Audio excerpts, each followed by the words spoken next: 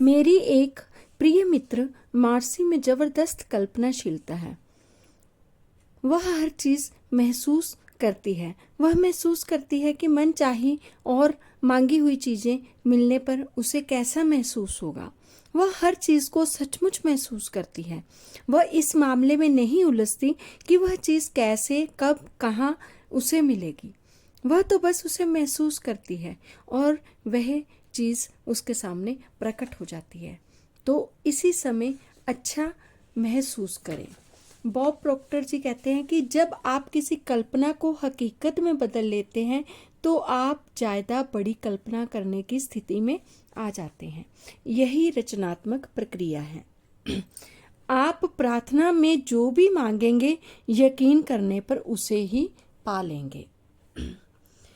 जिन भी चीज़ों की आप इच्छा करते हैं, जब आप प्रार्थना करते हैं और यकीन करते हैं कि आप उन्हें पा लेंगे, तो आप उन्हें सचमुच ही पा लेंगे। बॉब डॉयल जी बता रहे हैं कि आकर्षण का नियम, इसका अध्ययन और अभ्यास, बस ये अनुमान लगाना है कि इसी समय अपनी मनचाही चीज़ पाने की भावनाएं उत्पन्न करने का सबसे अच्छा तरीका कौन सा है। अपनी मनचाही कार में टेस्ट ड्राइव पर जाएं। अपने मनचाहे मकान की शॉपिंग पर जाएं। अपने मनचाहे मकान के भीतर जाएं। इसी समय मनचाही चीज़ का मालिक बनने की भावनाएं उत्पन्न करने के लिए आपको जो भी करना पड़े वह करें और भावनाओं को याद रखें। इतना सब करने से आपको अपनी मनचाही चीज़ सचमुच पाने में बहुत मदद मिलेगी। जब आप ऐसा महसूस करते हैं जैसे मनचाही चीज़ आपके पास है और आपको मिल चुकी है, और यही भावना इतनी सच्ची होती है कि जैसे वे आपके पास सचमुच में मौजूद है, तो इसका मतलब यह है कि आपको यकीन हो गया कि आप उसे पा चुके हैं और फिर आप उसे पा लेंगे। बॉब डॉयल जी कह रहे हैं कि हो सकता है कि आप जागने पर उस चीज़ को मौजूद देखें, यह सचमुच साकार हो चुकी है, या फिर आपको अचानक कोई काम करने की प्रेरणा मिल जाए। आपको निश्चित रूप से ये नहीं कहना चाहिए कि देखिए मैं इसे इस तरह से कर सकता हूँ लेकिन यह मुझे पसंद नहीं है। अगर स्थिति ये है तो आप सही रास्ते पर नहीं हैं। कई बार कर्म करने की ज़रूरत भी होगी, लेकिन आप इसे उस तरीके से कर रहे हैं जिस तरीके से ब्रह्मांड इसे आपके तक पहुंचाने की कोशिश कर रहा है। तो आप खुशी की भावनाएं महसूस करेंगे। जब आप उत्साहित महसूस करेंगे, समय जैसे ठहर जाएगा। आप उस काम को बिना थके दिन भर कर सकते हैं।